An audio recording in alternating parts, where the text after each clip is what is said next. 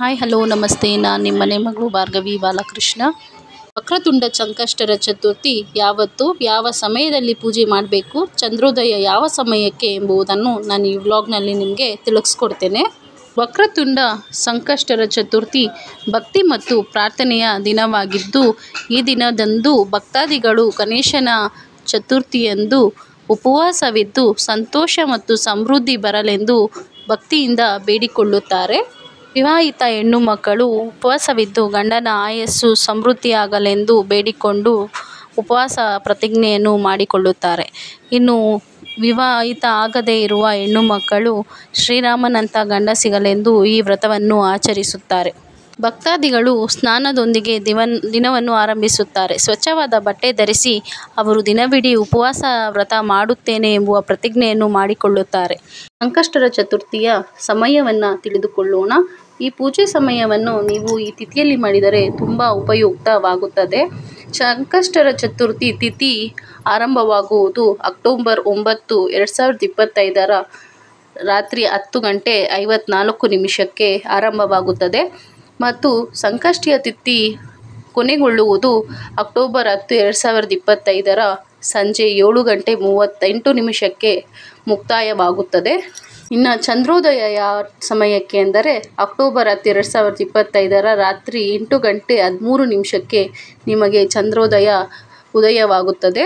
ಉಪವಾಸ ಇರುವ ಮಹಿಳೆಯರು ಈ ಚಂದ್ರೋದಯದ ನಂತರ ತಮ್ಮ ಉಪವಾಸವನ್ನು ತ್ಯಜಿಸಿ ಹಣ್ಣು ಹಂಪಲವನ್ನು ತಿನ್ನಬಹುದು. ಇನ್ನು ಪೂಜೆಯ ಸಮಯದಲ್ಲಿ ನೈವೇದ್ಯಕ್ಕಾಗಿ ಗಣಪನಿಗೆ ಮೋದಕ ಅಥವಾ ನಿಮ್ಮ ಕೈಲಾದ ಹಣ್ಣು ಹಂಪಲವನ್ನು ನೈವೇದ್ಯವಾಗಿ ಇಡತಕ್ಕದ್ದು. ಇದು ಅತ್ಯಂತ ಮುಖ್ಯ ಶಕ್ತಿಶಾಲಿ ಚತುರ್ದಶಿಯಾಗಿರುವುದರಿಂದ ಈ ಚತುರ್ದಶಿ ವ್ರತ ಮಾಡುವುದರಿಂದ ನಿಮ್ಮ ಗಂಡನ ಆಯಸ್ಸು ಅಭಿವೃದ್ಧಿಯಾಗುತ್ತದೆ ಮತ್ತು ನಿಮ್ಮ ಮನೆಯಲ್ಲಿರುವ ಸಂಕಷ್ಟಗಳೆಲ್ಲ ಹೋಗಿ ಮನೆಯಲ್ಲಿ ನೆಮ್ಮದಿ ಶಾಂತಿ ನೆಲೆಸುತ್ತದೆ. ನೀವು ಗಣೇಶನ ಸಂಕಷ್ಟಿ ಮಾಡುವುದಾದರೆ ನೀವು ಈ ಸಂಕಷ್ಟಿಯ ದಿನದಂದು ಗಣೇಶನ ವಿಗ್ರಹವನ್ನು ಇಟ್ಟು ಅದಕ್ಕೆ ಹುಲ್ಲು ಹೂವುಗಳನ್ನು ಅಲಂಕರಿಸಬೇಕು. ಈ ಗಣೇಶನಿಗೆ ಗರಕೆ ಹುಲ್ಲೆಂದರೆ ಅತ್ಯಂತ ಪ್ರಿಯವಾದದ್ದು. ಅದನ್ನು ನೀವು ಅರ್ಪಿಸಬಹುದು. ಈ ಸಮಯದಲ್ಲಿ ದೀಪವನ್ನು ಸಹ ಬೆಳಗಿಸಲಾಗುತ್ತದೆ. ಧೂಪ ದ್ರವ್ಯಗಳಿಂದ ಬೆಳಗಿಸುವ ಮತ್ತು ವೇದ ಮಂತ್ರಗಳಿಂದ ಪಠಿಸುವುದು. ಈ ಮಂತ್ರವನ್ನು ನೀವು ಪಠಿಸುವುದರಿಂದ ನಿಮ್ಮ ಮನೆಯಲ್ಲಿ ಸುಖ ಶಾಂತಿ ನೆಲೆಸುತ್ತದೆ. ಇನ್ನು ಆ ಮಂತ್ರ ಯಾವುದೆಂದು ತಿಳಿದುಕೊಳ್ಳೋಣ. ಓಂ ಗಂ ಗಣಪತಿಯೇ ನಮಃ. ಈ ಮಂತ್ರವನ್ನು ನೀವು ಎಷ್ಟು ಬಾರಿಯಾದರೂ ಪಠಿಸಬಹುದು.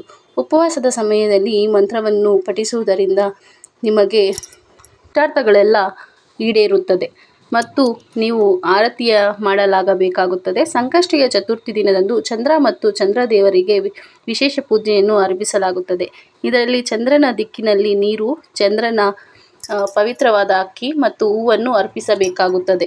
ಉಪವಾಸದ ಸಮಯದಲ್ಲಿ ನೀವು ಗಣೇಶನ ಅಷ್ಟೋತ್ತರವನ್ನು ಪಠಿಸಬಹುದು ಮತ್ತು ವಕ್ರತುಂಡ ಮಹಾಕಾರ್ಯ ಮುಂತಾದ ಗೀತೆಗಳನ್ನು ಕೂಡ ನೀವು ಕೇಳಬಹುದು. ಸಂಕಷ್ಟರ ಚತುರ್ಥಿಯ ಮಹತ್ವವನ್ನು ತಿಳಿದುಕೊಳ್ಳೋಣ. ಪ್ರತಿ ಚಂದ್ರಮಾನ ಮಾಸದಲ್ಲಿ ಸಂಕಷ್ಟರ ಚತುರ್ಥಿಯನ್ನು ಆಚರಿಸಲಾಗುತ್ತದೆ. ಪ್ರತಿ ತಿಂಗಳು ಗಣೇಶನನ್ನು ವಿಭಿನ್ನ ಪೀಠದಲ್ಲಿ ಮತ್ತು ಕಮಲ ದಳಗಳ ಮೇಲೆ ಹೆಸರಿನಿಂದ ಪೂಜಿಸಲಾಗುತ್ತದೆ. ಒಟ್ಟು 13 ವ್ರತಗಳಿವೆ. ಪ್ರತಿಯೊಂದು ಒಂದು ನಿಷ್ಠೆಯ ಉದ್ದೇಶ ಮತ್ತು ಕಥೆಯನ್ನು ಹೊಂದಿದೆ. ಇದು ವ್ರತ ಕಥಾ ಎಂದು ಕರೆಯಲಾಗುತ್ತದೆ. ಆದ್ದರಿಂದ ಒಟ್ಟು 13 ವ್ರತ ಕಥೆಗಳಿವೆ. ಪ್ರತಿ ತಿಂಗಳಿಗೆ ಒಂದು ಮತ್ತು ಕೊನೆಯ ಕಥೆ ಆದಿಕಕ್ಕೆ ಅಂದರೆ ಹಿಂದೂ ಕ್ಯಾಲೆಂಡರಿನಲ್ಲಿ ಪ್ರತಿ 4 ವರ್ಷಕ್ಕೊಮ್ಮೆ ಬರುವ ಒಂದು ಹೆಚ್ಚುವರಿ ತಿಂಗಳಾಗಿರುತ್ತದೆ. ವಕ್ರತುಂಡ ಸಂಕಷ್ಟರ ಚತುರ್ಥಿ ಅಜ್ವೀಜ ಮಾಸದಲ್ಲಿ ಬರುತ್ತದೆ ಮತ್ತು ಇದಕ್ಕೆ ಭುವನೇಶ್ವರಿಯ ಪೀಠವನ್ನು ಅಲಂಕರಿಸಲಾಗುತ್ತದೆ. ಸಂಕಷ್ಟರ ವ್ರತವು ಎಷ್ಟು ಪವಿತ್ರವಾದದ್ದು ಎಂದರೆ ಇದನ್ನು ಸಾಕ್ಷಾತ್ ಪಾರ್ವತಿ ದೇವಿಯು ಶಿವನನ್ನು ಒಲಿಸಿಕೊಳ್ಳಲು ಮಾಡಿದ್ದಾಳೆ ಎಂಬುದು ಪುರಾಣದಲ್ಲಿ ನಾವು ಕೇಳಿ ಬಂದಿದ್ದೇವೆ. ಈ ವಿಡಿಯೋ ನಿಮಗೆ ಉಪಯುಕ್ತವಾಗಿದೆ ಎಂದು ಭಾವಿಸುತ್ತೇನೆ. ಪೂರ್ತಿ ವಿಡಿಯೋ ನೋಡಿದ್ದಕ್ಕಾಗಿ ಧನ್ಯವಾದಗಳು.